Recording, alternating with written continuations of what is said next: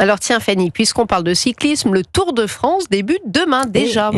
Et pour la première fois, en 111 ans d'existence, il partira de Florence en Italie. La traditionnelle présentation des coureurs a eu lieu hier soir devant un public ravi, plus que ravi même, d'accueillir le grand départ de la plus célèbre course cycliste au monde. Reportage Axel May.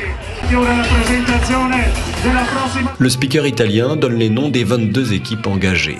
Les unes après les autres, les formations cyclistes montent sur un podium installé sur la Piazzale Michelangelo qui domine la cité florentine. Dans le public, Francesco, maillot jaune sur le dos et drapeau italien sur les épaules, est enthousiaste. C'est une chose fantastique qu'on attendait depuis tant d'années le Tour, dans un pays où nous avons eu des champions. Ce n'est pas seulement un grand départ d'Italie, c'est aussi un départ de la plus belle ville du monde.